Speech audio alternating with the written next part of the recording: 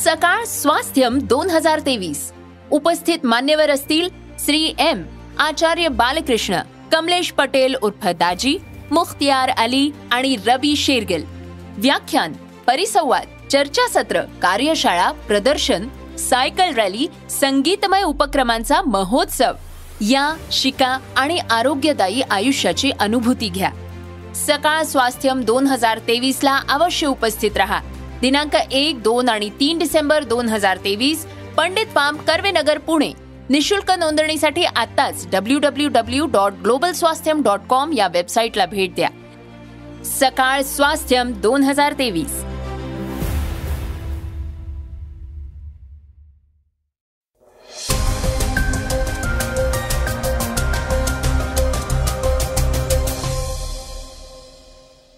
श्रोतेहो नमस्कार, मी अनिरुद्ध गद्रे. आज 21 नोव्हेंबर, वार मंगळवार. आपण ऐकत आहात सकाळचं पॉडकास्ट. उत्तराखंड येथील बोगद्यात अडकलेल्या कामगारांना वाचवण्यासाठी 9व्या दिवशी देखील प्रयत्न सुरू असून केंद्र सरकारने देखील या प्रकरणात सखोल लक्ष घातलंय. याविषयी सविस्तर ऐकूयात. अदानी हिंडेनबर्ग प्रकरणातील तपास न्यायालयाने दिलेल्या मुदतीत पूर्ण न केल्याबद्दल बाजार नियामक सेबी विरुद्ध सर्वोच्च न्यायालयात अवमान याचिका दाखल करण्यात आली आहे. याबद्दलही आपण सविस्तर ऐकूयात. राज्यातील धनगर समाजाचा समावेश अनुसूचित जमातीत करण्यात यावा अशी मागणी मागील बऱ्याच काळापासून केली जात आहे. आता एक महत्त्वाचा निर्णय याबाबत घेतलाय. तो काय आहे हे आपण थोडक्यात ऐकणार आहोत. ग्लोबल पॉपस्टार शकीराला 8 वर्षांचा तुरुंगवास आणि 218 कोटींचा दंड होऊ शकतो. याचं कारण काय आहे हे देखील थोडक्यात ऐकूयात.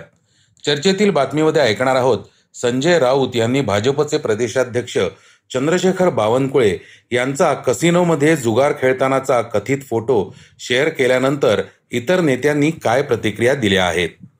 चला तर सुरुवात करूयात आजच्या पॉडकास्टला एका महत्त्वाच्या बातमीने. उत्तराखंड येथील बोगद्यात अडकलेल्या कामगारांना वाचवण्यासाठी 9व्या दिवशी देखील प्रयत्न सुरू असून केंद्र सरकारने देखील या प्रकरणात सखोल लक्ष घातलंय. सिलकेरा येथील बोगद्यात अडकलेल्या कामगारांना वाचवण्यासाठी आणखी वेळ लागू शकतो. बोगदा कोसळल्यानंतर 2 दिवसांनी मलबा हटवण्याच्या चुकीमुळे बचाव कार्याचा वेळ वाढलाय. सध्याची परिस्थिती पाहता कामगारांना सुखरूप बाहेर काढण्यासाठी आणखी 5 दिवस ते 1 आठवडा लागण्याची शक्यता असल्याचं बांधकाम तज्ज्ञांनी म्हटलंय.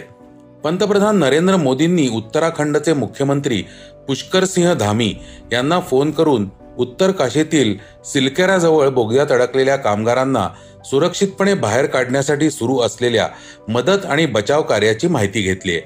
केंद्र सरकारकडून आवश्यक बचाव उपकरणं आणि संसाधनं पुरवली जात आहेत.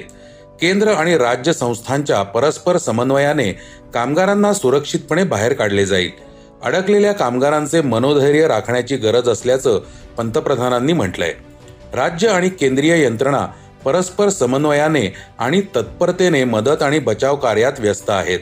बोगद्यात अडकलेले कामगार सुरक्षित असून ऑक्सिजन, पौष्टिक अन्न आणि पाणी पुरवलं जात आहे. बोगद्याच्या वर ड्रिलिंगसाठी जागा निवडण्यात आली असून ड्रिल आता 2 ते 3 दिवसात पूर्ण व्हायची शक्यता असल्याची माहिती तज्ज्ञांनी दिली आहे. ओपन एआय मधून काढून टाकलेले सीईओ सॅम ऑल्टमन यांना नवीन पद मिळालंय. ते मायक्रोसॉफ्ट जॉईन करणार असल्याची घोषणा कंपनीचे सीईओ सत्या नडेला यांनी केली आहे. महत्वाचं म्हणजे ऑल्टमन सोबत ग्रेग ब्रॉकमनही मायक्रोसॉफ्टमध्ये सामील होणार आहेत. ऑल्टमन आणि ब्रॉकमन मायक्रोसॉफ्टमध्ये नवीन प्रगत एआय संशोधन टीमचं नेतृत्व करतील. ओपन एआयच्या बोर्डाने 17 नोव्हेंबर रोजी सहसंस्थापक आणि सीईओ सॅम ऑल्टमन यांना अचानक काढून टाकल्याची माहिती समोर आली होती. ऑल्टमनच्या क्षमतेवर कंपनीला विश्वास नसल्याचं ओपन एआयने म्हटलं होतं. आता ओपन एआयमध्ये सॅम ऑल्टमनची जागा कोण घेणार हे पाहणं उत्सुकतेचं ठरणार आहे.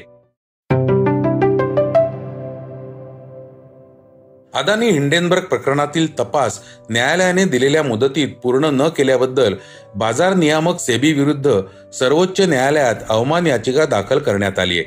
वकील विशाल तिवारी यांनी ही याचिका दाखल केली आहे. सेबीला मुदत देण्यात आली असूनही न्यायालयाच्या निर्देशांचे पालन करण्यात आणि न्यायालयाच्या निर्देशानुसार अंतिम अहवाल सादर करण्यात अपयश आलंय. त्यांनी या याचिकेत म्हटलंय, 17 मे 2023 रोजीच्या आपल्या आदेशात न्यायालयाने सेबीला 14 ऑगस्ट 2023 पर्यंत अहवाल सादर करण्यास सांगितलं होतं. तपास पूर्ण करण्यासाठी आणि अहवाल सादर करण्यासाठी न्यायालयाने 17 मे 2023 रोजी दिलेल्या आदेशाचे पालन न केल्याबद्दल सेबीकडून स्पष्टीकरण मागवण्यात यावं. याचिकेत अदानी समूहाविरुद्ध organised crime and corruption reporting project OCRPच्या ताज्या अहवालाचा आणि मॉरिशस फंडाच्या माध्यमातून केलेल्या कथित गुंतवणुकीचाही उल्लेख आहे. कंपन्यांचे वर्तन आणि कार्यपद्धतींवर लक्ष ठेवण्यासाठी मजबूत यंत्रणेचीही गरज आहे. सेबीने आपल्या अर्जात तपास पूर्ण करण्यासाठी आवश्यक असलेल्या वेळेच्या सूचनेवर आक्षेप घेतलाय.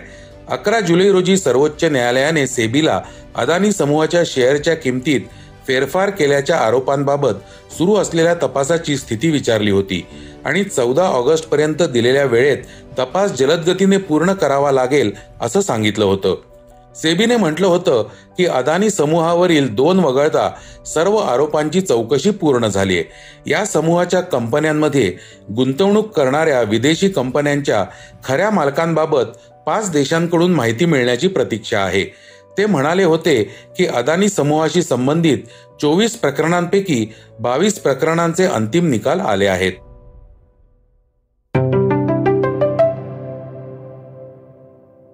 आता ऐकूयात आजच्या वेगवान घडामोडी. राज्यातील धनगर समाजाचा समावेश अनुसूचित जमातीत करण्यात यावा अशी मागणी मागील बऱ्याच काळापासून केली जात आहे. या मागणीची दखल घेत राज्य सरकारने अनुसूचित जमातींसाठी राबवण्यात येणाऱ्या योजनांचे लाभ धनगर समाजाला देण्याचा निर्णय घेतला होता. धनगर समाजाचा अनुसूचित जातीत समावेश करण्यासाठी समिती गठीत करण्यात आली. या समितीमध्ये मुंबई महानगरपालिकेचे अतिरिक्त आयुक्त सुधाकर शिंदेंच्या अध्यक्षतेखाली 9 सदस्यांचा समावेश करण्यात आला असून मध्य प्रदेश, बिहार, तेलंगणा राज्यांनी त्यांच्या अधिकारामध्ये जातीनिहाय यादीमध्ये असलेल्या समाजाला लाभ उपलब्ध करून देण्यात आलेल्या योजनांचा अभ्यास समिती करणार आहे. गेल्या काही दिवसांपासून मनोज जरांगे महाराष्ट्र दौऱ्यावर आहेत. नुकताच त्यांनी आरक्षणापासून वंचित ठेवणाऱ्यांचं खरं नसल्याचं म्हटलंय. छत्रपती शिवाजी महाराजांना शत्रूंची माहिती मिळाल्यानंतर त्याला ते शासन करायचे. त्याचप्रमाणे मराठ्यांनाही आपले शत्रू कोण याची जाणीव झालीय. 70 वर्ष मराठ्यांना आरक्षणापासून वंचित ठेवल्यामुळे त्यांच्या 7 पिढ्या बर्बाद झाल्या. त्यामुळे ज्या दिवशी त्याचं नाव पुढे येईल तेव्हा त्याचं काही खरं नाही असा मनोज जरांगेंनी इशारा दिलाय. ग्लोबल पॉपस्टार शकीराच्या नावाची क्रेज मोठी आहे. जगभरात तिचे चाहते आहेत. आता मात्र इन्कम टॅक्स प्रकरणात शकीराने फसवणूक केल्याचं सांगण्यात येत आहे. 14.5 मिलियनचं हे प्रकरण असल्याची चर्चा असून या प्रकरणाची बार्सिलोनामध्ये कोर्टात सुनावणी सुरू आहे. टॅक्स प्रकरणात फसवणूक केल्याप्रकरणी तिला कोर्टाने हजर राहण्याचे समन्स बजावलं होतं. शकीराने वेळीच टॅक्स भरला नाही तर तिला 8 वर्ष आणि 2 महिन्यांचा तुरुंगवास होऊ शकतो किंवा 24 मिलियन युरोचा दंडही भरावा लागण्याची शक्यता असल्याचं म्हटलं जात आहे. वन डे वर्ल्ड कप 2023 स्पर्धेचा अंतिम सामना रविवारी पार पडला. हा सामना भारत विरुद्ध ऑस्ट्रेलिया संघात झाला. अहमदाबादमधील नरेंद्र मोदी स्टेडियमवर झालेल्या या सामन्यात ऑस्ट्रेलियाने 6 विकेटने विजय मिळवला. या विजयासह ऑस्ट्रेलियाने 6व्यांदा वर्ल्ड कपवर नाव कोरलंय. आता या सामन्यानंतर आंतरराष्ट्रीय क्रिकेट परिषदेने या स्पर्धेतील सर्वोत्तम 11 जणांचा संघ निवडला असून ICCने सलामीवीर म्हणून क्विंटन डिकॉक आणि रोहित शर्मा यांची निवड केली आहे.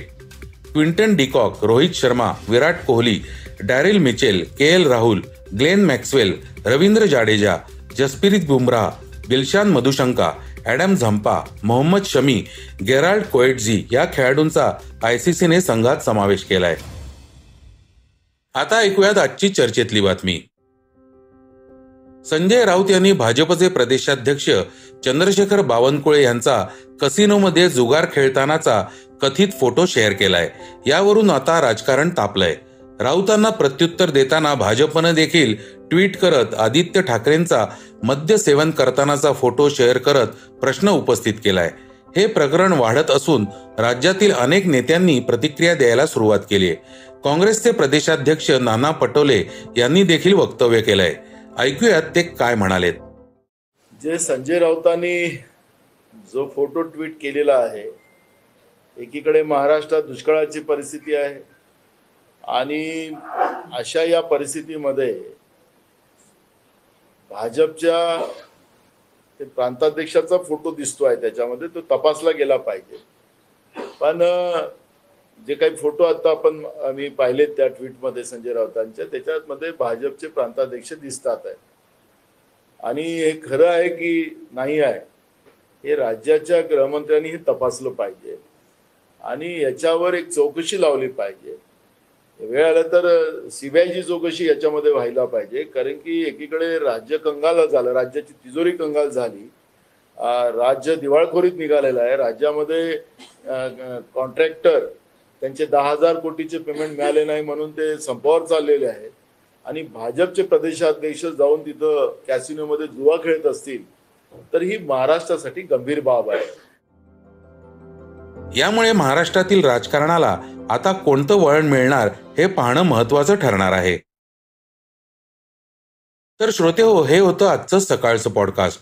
आजचं सकाळचं पॉडकास्ट तुम्हाला कसं वाटलं हे आम्हाला सांगायला विसरू नका. यूट्यूबवर देखील तुम्ही सकाळचं पॉडकास्ट ऐकू शकता.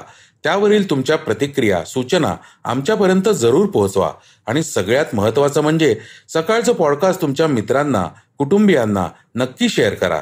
उद्या पुन्हा भेटूयात. धन्यवाद. वाचा, बघा आणि आता ऐका आणखी बातम्या isakal.com वर. तुम्ही हा पॉडकास्ट isakal वेबसाईट आणि ऍप वर सुद्धा ऐकू शकता. विसरू नका या पॉडकास्टला आपल्या आवडीच्या पॉडकास्ट ऍप वर सबस्क्राईब किंवा फॉलो करायला.